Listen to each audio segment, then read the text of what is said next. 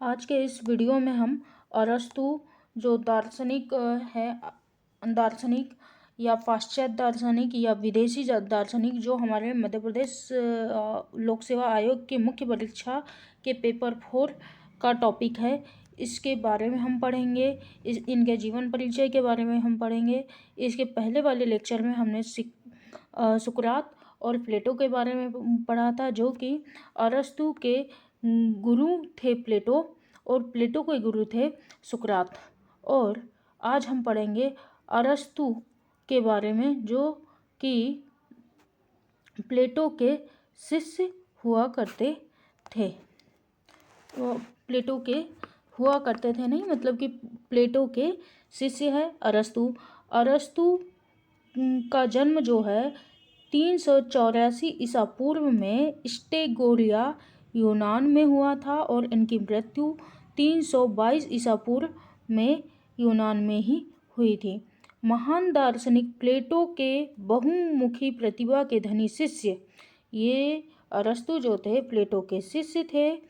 अरस्तु को निकोमेकास से प्राणी शास्त्र व चिकित्सा का ज्ञान प्राप्त हुआ है। इनके पिता जो है मकदूनिया मतलब मेसोडोनिया के शासक एमिनटास के राज चिकित्सक या कहा जाए तो राजवैद्य थे। इनके पिता कौन थे? इनके पिता मकदूनिया वर्तमान मेसोडोनिया के शासक एमिनटास के राज चिकित्सक थे। 366 ईसा पूर्व में 18 वर्ष की उम्र में अरस्तु जो है एथेंस आए, मकदूनिया से एथेंस आए 18 वर्ष की आयु में 366 ईसा पूर्व में, और आकर प्लेटो की जो एकेडमी थी उसमें शामिल हुए। यही से प्लेटो और अरस्तु का महान गुरु शिष्य का संबंध प्रारंभ हुआ। ठीक, आगे बढ़ते हैं हम। एथेंस के जो शासक थे हर्मियाज, एथेंस के शासक हर्मियाज के दरबार में अरस्तु को राजवेद के रूप में नियुक्त किया गया था।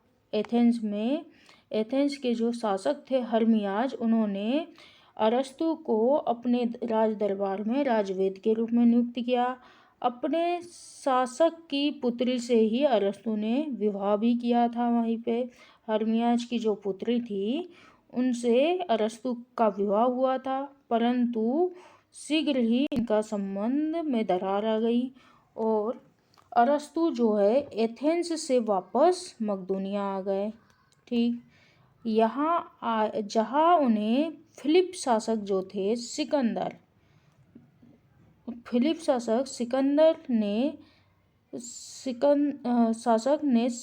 का शिक्षक नियुक्त किया गया। फिलिप शासक जो थे उन्होंने सिकंदर के लिए अरस्तु को गुरु के रूप में या टीचर के रूप में नियुक्त कर लिया।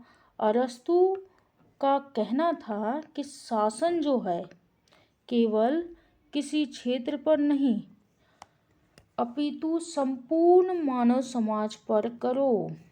अरस्तु कहते थे कि यदि आपको शासन करना है तो किसी विशेष क्षेत्र पर ना कर संपूर्ण मानव समाज पर करो। अरस्तु अपने गुरु प्लेटो की तरह कल्पनाशील ना होकर साम्राज्यवादी, तर्कवादी और यथार्थवादी था।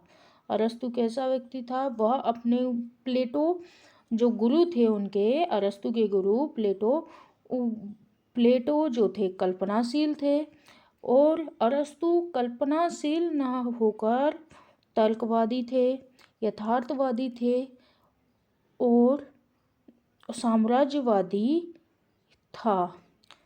अरस्तु के अनुसार जिसमें जितनी भावनाएं हैं, अरस्तु कहते थे कि जिस व्यक्ति में जितनी ज़्यादा भावनाएं हैं वह और अधिक पिछड़ता जाता है।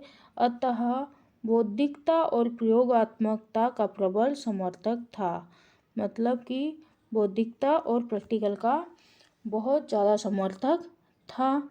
अरस्तु के मार्गदर्शन में सिकंदर, अरस्तु का ही शिष्य था सिकंदर, फिलिप शासक ने सिकंदर के लिए टीचर के रूप में नियुक्त किया था अरस्तु को, और अरस्तु के ही मार्गदर्शन पर सिकंदर जो था विश्व विजय अभियान पर निकला था, विश्व विजय करने के अभियान पर निकला था। और सबसे पहले इसने यूनान के जो राज्य थे, नगर राज्य थे, उनको एक किया, उन पर विजय प्राप्त की। सबसे पहले तो यूनान के जो छोटे छोटे नगर राज्य थे उन पर विजय प्राप्त की और उन्हें एक किया और श्रेष्ठ यूनान का गठन किया। अरस्तु दोबारा एथेंस आया। अरस्तु ने क्या किया, दोबारा एथेंस आया और मकदूनिया चला गया था ये वापस। उसके बाद फिर वह दोबारा एथेंस आया और सिकंदर की मृत्यु जब तक नहीं हुई तब तक दोबारा अरस्तु एथेंस में ही रहा। चलिए हम मोटी मोटी चीज़ें पढ़ लेते हैं, देख लेते हैं कि हमने अभी तक क्या पढ़ा था, उसके बाद हम आगे बढ़ते हैं। सबसे पहली चीज़ तो क्या थी कि अरस्तु जो थे सिकंदर के गुरु थे और प्लेटो के शिष्य थे। दूसरी चीज़, इनके जो पिता थे मकदूनिया के राजवेद हुआ करते थे। इन्होंने 18 वर्ष की आयु में 366 ईसा पूर्व में मकदूनिया से एथेंस आए और एथेंस आने के बाद प्लेटो की एकेडमी है उसमें अपना एडमिशन लिया और प्लेटो के शिष्य बन गए। फिर उसके बाद इन्होंने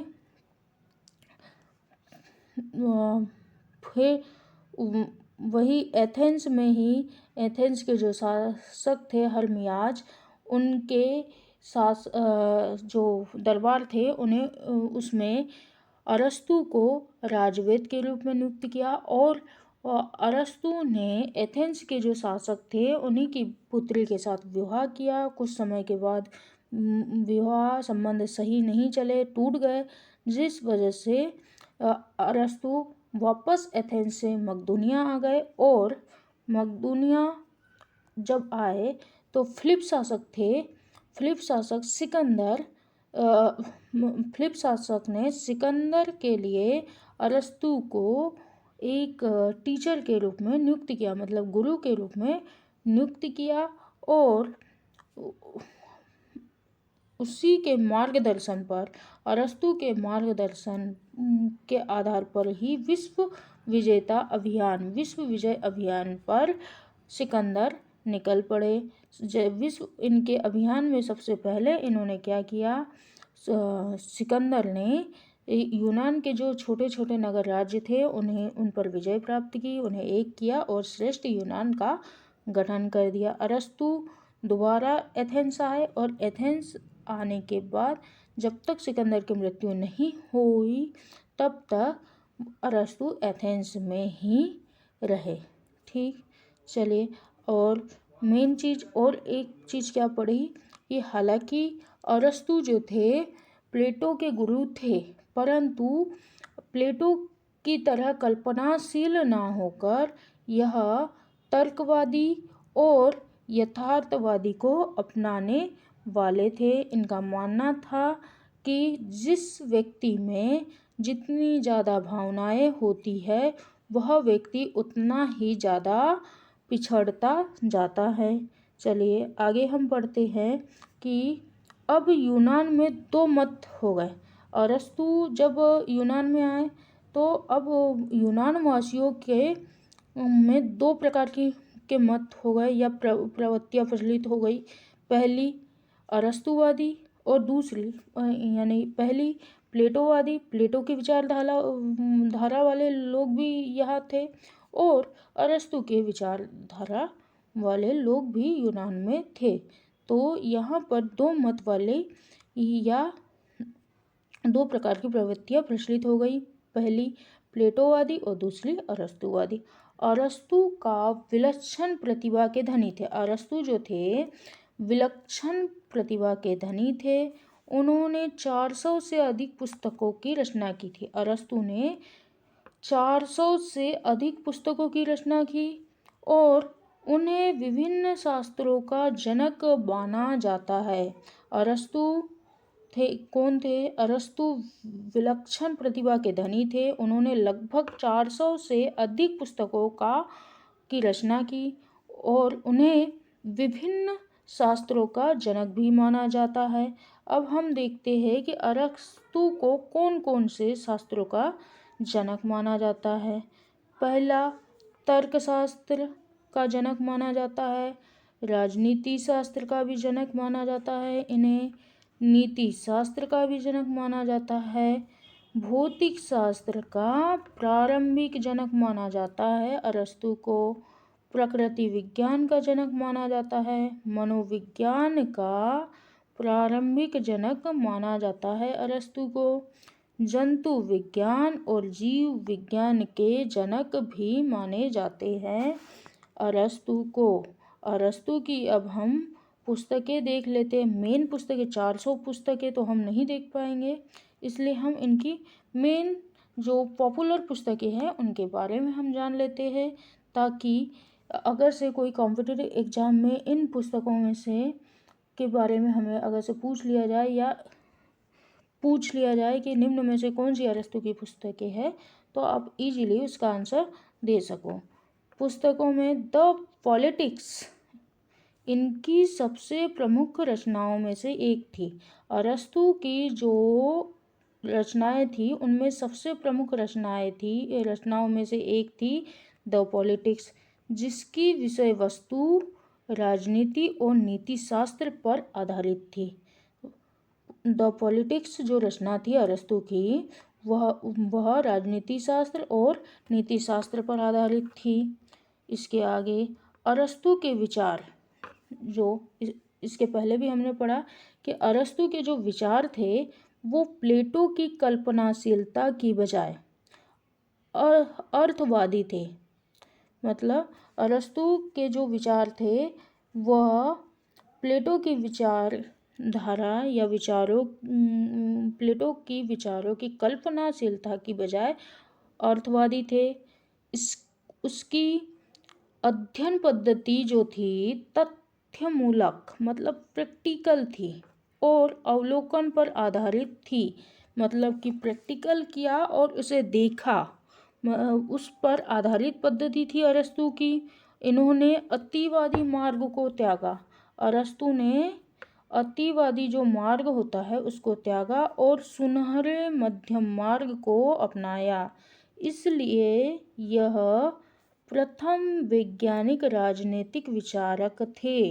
ऐसा माना जाता है कि अरस्तु जो थे, अरस्तु ने अतिवादी मार्ग को त्याग कर सुनहरे मध्यम मार्ग को अपनाया था, इसलिए इन्हें प्रथम वैज्ञानिक राजनीतिक विचारक कहते थे।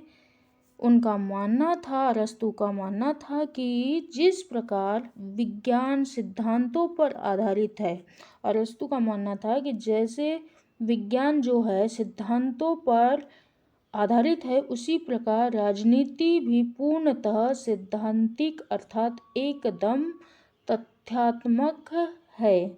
इनकी अन्य पुस्तकें हम देख लेते हैं कि इनकी और भी अन्य पुस्तकें कौन कौन सी थी।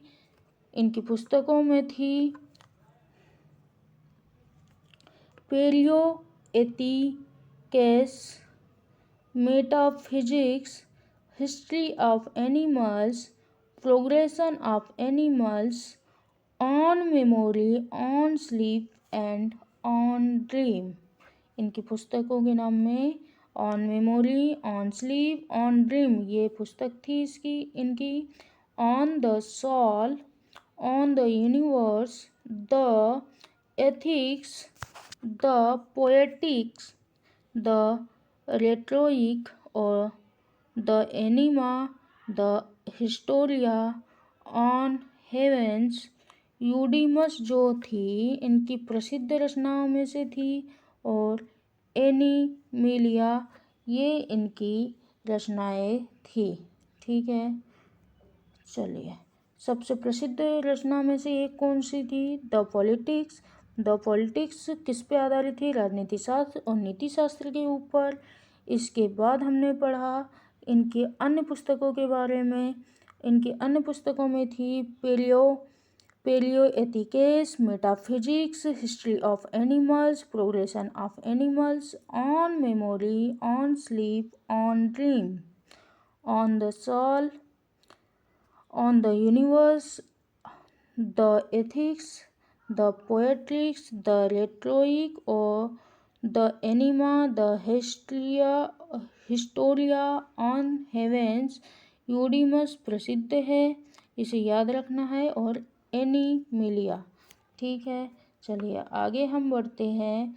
निकोमेशियन इथिक्स जो है, इनका सबसे नैतिक दर्शन पर पश्चिमी नैतिक दर्शन, मतलब कि पश्चिमी जो था पाश्चात्य नैतिक दर्शन का पहला स्वतंत्र ग्रंथ स्वीकार किया गया है, निकोमेशियन इथिक्स जो है, उस निकोमेशियन इथिक्स को पश्चिमी नैतिक दर्शन का पहला ग्रंथ स्वीकार किया गया है। अरस्तु जो थे वह किसी के विचारों का अंधानुकरण ना कर स्वयं स्वतंत्र एवं उन्मुक्त होकर सत्य की खोज या अनुसंधान करने पर यकीन करते थे। कहने का मतलब कि अरस्तु किसी भी व्यक्ति के विचारों या मतों का आंख बंद कर विश्वास ना करके या उनका अनुसरण ना करके उसको प्रैक्टिकली या उसके बारे में पूरी तरह से जानने के बाद ही उस पर विश्वास करते थे या उसका अनुसरण करने में विश्वास रखते थे। चलिए इसके आगे हम पढ़ेंगे कि अरस्तु का नैतिकता के संबंध में दर्शन क्या था। आगे पढ़ते हैं हम कि अरस्तु का नैतिकता के संबंध में अरस्तु का नैतिक संबंधी दर्शन को अरस्तु ने 4 भागों में डिवाइड किया है। पहला सद्गुणों का स्वरूप, दूसरा है मध्य मार्ग का सिद्धांत, और तीसरा है ऐच्छिक कर्मों संबंधित विचार, लास्ट है चौथा आदर्श नैतिक जीवन। हम अब इन्हें एक एक करके पढ़ेंगे। सबसे पहले हम पढ़ते हैं सद्गुणों का स्वरूप। सद्गुणों के स्वरूप के अंतर्गत अरस्तु के अनुसार है, अरस्तु का मानना था कि नीति शास्त्र का मुख्य उद्देश्य है परम अथवा अंतिम शुभ की खोज करना, जो अपने आप में वांछनीय हो और जो किसी अन्य वस्तु का साधन ना होकर स्वतः साध्य हो, किसी अन्य का साधन ना होकर स्वतः साध्य हो। दूसरी बात इन्होंने कही कि भौतिक वस्तुएं अंतिम शुभ नहीं है। अरस्तु के अनुसार भौतिक वस्तुएं जो है अंतिम शुभ नहीं है, आनंद प्राप्ति का साधन मात्र है, और आनंद जो है अंतिम शुभ नहीं है। भौतिक वस्तुएं क्या है इनके अनुसार? आनंद प्राप्ति का साधन है, और आनंद जो है वह अंतिम शुभ नहीं है। तीसरी बात कही कि वे जो है अरस्तु जो थे प्लेटो के इस मत को स्वीकार करते थे कि वास्तविक आनंद बुद्धिशील एवं चिंतनशील जीवन में ही प्राप्त होगा। प्लेटो कहने का मतलब कि प्लेटो का मत था कि वास्तविक जो आनंद है बुद्धिशील और चिंतनशील जीवन में ही प्राप्त होगा। प्लेटो के इस मत को अरस्तु स्वीकार करते थे। इसके अतिरिक्त अरस्तु के अनुसार सद्गुणों के स्वरूप के अंतर्गत सद्गुण मनुष्य की ऐसी स्थायी मानसिकता है जो निरंतर अभ्यास के फलस्वरूप ही प्राप्त होती है। इनके स्थायित्व के लिए अभ्यास आवश्यक है। अरस्तु कहते हैं कि यदि सद्गुण जो है मनुष्य की एक स्थायी मानसिकता है, और स्थायी मानसिकता बनाने के लिए उसे निरंतर अभ्यास करना पड़ेगा। निरंतर अभ्यास से ही सद्गुण प्राप्त होते हैं। ठीक, आगे बढ़ते हैं हम कि इनका तीसरा विचार था, इन्होंने सद्गुणों की विशेषता बताई थी। प्रत्येक सद्गुण की एक विशेषता होती है कि वह मनुष्य को किसी भावना, इच्छा या वासना को नियंत्रित कर सके, करती है या कर सके। सद्गुणों की विशेषता बताई इन्होंने, अरस्तु ने, कि मनुष्य की किसी भावना, इच्छा या वासना को नियंत्रित करने का जो भाव होता है वह सद्गुण की विशेषता होती है। और इसके अतिरिक्त न्याय के संबंध में अरस्तु का कथन था कि सामाजिक संबंधों में निष्पक्षता ही इसकी मूल भावना है। सामाजिक संबंधों में इसकी जो निष्पक्षता ही इसकी मूल भावना है। चलिए अब अरस्तु का नैतिकता संबंधित दर्शन के अंतर्गत इसका सेकेंड भाग के बारे में पढ़ते हैं। मध्य मार्ग का सिद्धांत इन्होंने दूसरा क्या दिया हमें, मध्य मार्ग का सिद्धांत। मध्य मार्ग के सिद्धांत के अंतर्गत मध्य मार्ग का सिद्धांत क्या था? अरस्तु के अनुसार दो अतिवादी विचारधाराओं या दृष्टिकोणों के बीच की जो अवस्था होती है, दो अतिवादी विचारधाराएं हो गई या दृष्टिकोण हो गए के बीच की अवस्था को अरस्तु ने मध्य मार्ग का सिद्धांत माना। उदाहरण के लिए संयम, अनियंत्रित भोग और पूर्ण वैराग्य के मध्य की अवस्था। अनियंत्रित भोग और पूर्ण वैराग्य के मध्य की अवस्था क्या है? संयम। और ठीक, अरस्तु के मतानुसार सद्गुण जो है मनुष्य को अतिवाद से मुक्त करके संतुलित मार्ग पर प्रशस्त करता है। अरस्तु का मत था कि सद्गुण जो होते हैं, सद्गुण मनुष्य को अतिवाद से मुक्त करता है और मुक्त करके संतुलित मार्ग पर चलने के लिए अग्रसर करता है। इसके मध्य मार्ग में कुछ कठिनाइयाँ भी थी। वो कठिनाइयाँ क्या थी कि सभी भावनाओं, कर्मों या दृष्टिकोणों को मध्य अवस्था में नियंत्रित करना संभव नहीं है। पहली बात तो कि सभी भावनाएं हैं या कर्म है या दृष्टिकोण है को मध्य अवस्था में निर्धारित करना संभव नहीं हो पाता, जैसे घृणा है, प्रतिशोध है, क्रोध है, ईर्ष्या आदि। दूसरी कठिनाई या दूसरी समस्या क्या थी कि प्रत्येक व्यक्ति के लिए इसकी भावनाओं एवं कर्मों की मध्य, प्रत्येक व्यक्ति को उसकी भावनाओं और कर्मों के मध्य अवस्था भिन्न भिन्न होती है। प्रत्येक व्यक्ति की जो कर्मों और भावना और कर्मों के मध्य की जो अवस्था होती है अलग अलग होती है। अरस्तु भी यह स्वीकार करते थे कि इस प्रश्न का गणित किसी समीकरण की तरह, इस प्रश्न का गणित के किसी समीकरण की तरह सही उत्तर देना संभव नहीं है। ठीक, मध्य मार्ग का इन्होंने जो सिद्धांत दिया उसके अंतर्गत अब हम और थोड़ा बहुत जान ले। नहीं, चलिए मध्य मार्ग का सिद्धांत हम आगे वाले लेक्चर में भी बहुत अच्छे से समझाएंगे आपको। इसके लिए इतना सफिशिएंट है। आगे हम इनका नैतिकता संबंधित दर्शन के अंदर पढ़ते हैं। थर्ड टॉपिक में दिया था ऐच्छिक कर्मों संबंधित विचार। अरस्तु का मानना है कि हम जिन वस्तुओं को शुभ कहते हैं, अरस्तु का मानना था कि हम जिन वस्तुओं को शुभ कहते हैं उन सब में एक ही बात समान है कि वह हम किसी ना किसी रूप में इच्छा करते हैं। दूसरे शब्दों में अरस्तु का मानना है कि शुभ का मानवीय इच्छाओं से अनिवार्य संबंध है।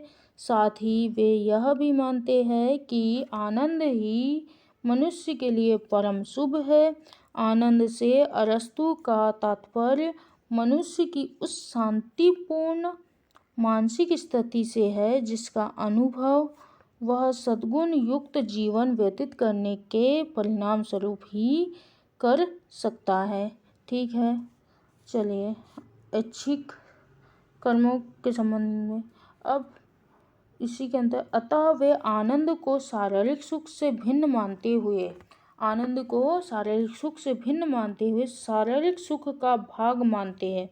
आनंद को अरस्तु क्या मानते हैं? शारीरिक सुख से भिन्न मानते हुए शारीरिक सुख का एक भाग मानते हैं। अतः बुद्धि, विवेक और संयम से प्राप्त स्वतंत्र, शांत एवं संतुष्ट मानसिक अवस्था ही परम आनंद है।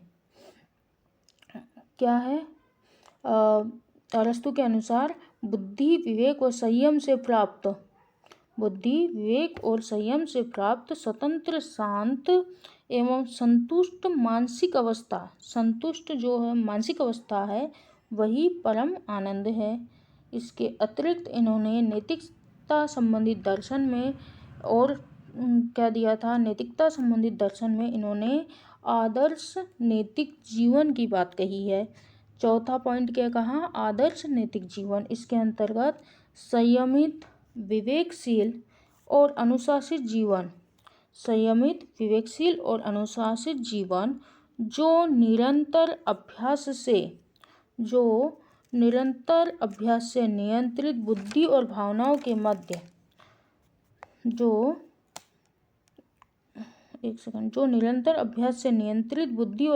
के मध्य समन्वयित सद्गुणों से प्राप्त किया जा सके, आदर्श नैतिक जीवन है। ऐसी जीवन शैली के द्वारा ही परम शुभ या आनंद को प्राप्त किया जा सकता है। ठीक है, हमने आज के लेक्चर में क्या क्या पढ़ा? पहले तो हमने सबसे पहले पढ़ा अरस्तु के जीवन के बारे में कि ये कहाँ के थे? मकदूनिया से बिलोंग करते थे। और इनके जो पिताजी थे वह एक राजवैद्य थे। राजवैद्य 18 वर्ष की आयु में यहाँ मकदूनिया से एथेंस आए और एथेंस प्लेटो की जो एकेडमी है उनमें एडमिशन लिया और प्लेटो के शिष्य बन गए। इसके बाद इन्हें यूनान का जो हर मिराज करके थे शासक, उन्होंने इन्हें राजवैद्य के रूप में एथेंस में ही अपने राज्य में नियुक्त किया और एथेंस के ही जो शासक थे उनकी पुत्री से इनका विवाह हुआ। विवाह के बाद इनके संबंध ठीक ना होने की वजह से फिर यह एथेंस छोड़कर फिर से मकदूनिया वापस आ गए। मकदूनिया वापस आने के बाद यहाँ के जो फिलिप्स शासक थे उन्होंने सिकंदर के गुरु के रूप में इन्हें नियुक्त किया और सिकंदर इन्हीं के मार्गदर्शन में विश्व विजय अभियान पर निकले थे। फिर इसके बाद वे विश्व विजय अभियान में सबसे पहले उन्होंने क्या किया? यूनान के जो छोटे छोटे नगर राज्य थे, नगर राज्यों पर विजय प्राप्त की और उन्हें एक किया और एक श्रेष्ठ यूनान का गठन किया या निर्माण किया। और उसी समय जो अरस्तु थे वह मकदूनिया से फिर एथेंस आए और वह एथेंस तब तक रहे जब तक कि सिकंदर की मृत्यु नहीं हो गई। और इसी प्रकार एथेंस में अब दो मत चलने लगे। दो प्रकार के मत चलने लगे। पहला प्लेटोवादी और दूसरा अरस्तुवादी। प्लेटो के जो अनुयायी थे वह प्लेटोवादी विचारधारा चलाते थे और जो अरस्तु के थे वह अरस्तुवादी विचारधारा चलती थी। इसके बाद हमने पढ़ा इनकी जो प्रसिद्ध पुस्तकें थी उसमें इन्होंने लगभग 400 पुस्तकों का गठन किया। लगभग 400 पुस्तकें लिखी है। और इसके बाद इन्होंने जो इनकी विलक्षण प्रतिभा थे उन्होंने उसके अंतर्गत इन्हें 400 से अधिक पुस्तकों की रचना की है, जिसके और उन्हें विभिन्न शास्त्रों का जनक भी माना जाता है, जैसे तर्कशास्त्र का जनक माना जाता है, राजनीति शास्त्र का जनक माना जाता है, मनोविज्ञानी का प्रारंभिक जनक माना जाता है, नीति शास्त्र का जनक माना जाता है। इसके अतिरिक्त हमने पढ़ा पुस्तकों के बारे में, विशेष जो इनकी प्रसिद्ध पुस्तकें हैं, जैसे द पॉलिटिक्स जो थी राजनीति और नीति शास्त्र पर आधारित थी। इसके बाद हमने पढ़ा इनकी अन्य पुस्तकें में सबसे प्रसिद्ध थी यूडीमस पुस्तक। इसके बाद हमने इनकी एक और पुस्तक के बारे में, मेन पुस्तक के बारे में पढ़ा, या इनका ग्रंथ जिसका नाम था निकोमेशियन इथिक्स को पश्चिमी नैतिक दर्शन का पहला स्वतंत्र ग्रंथ स्वीकार किया गया है। और अरस्तु की एक मेन बात ये थी कि यह किसी की भी विचारों का आँख बंद कर अनुसरण ना करके उसके बारे में पहले सोचते थे, उसके सत्य और असत्य के बारे में उसकी जानकारी लेते थे, पूरी जानकारी लेने के बाद ही उस पर यकीन करते थे। फिर इसके बाद हमने पढ़ा अरस्तु का नैतिक संबंधित दर्शन को हमने 4 भागों में पढ़ा। पहला सद्गुणों का स्वरूप, दूसरा मध्य मार्ग का सिद्धांत, तीसरा हमने पढ़ा ऐच्छिक कर्मों संबंधित विचार, और चौथा और लास्ट हमने पढ़ा आदर्श नैतिक जीवन। इसके बाद हम आगे वाले लेक्चर में पढ़ेंगे अरस्तु का राज्य सिद्धांत। चलिए ठीक है, आज के लेक्चर में इतना ही। आने वाले लेक्चर में, अगले लेक्चर में हम अरस्तु के राज्य सिद्धांत के बारे में पढ़ेंगे। Okay, thank you.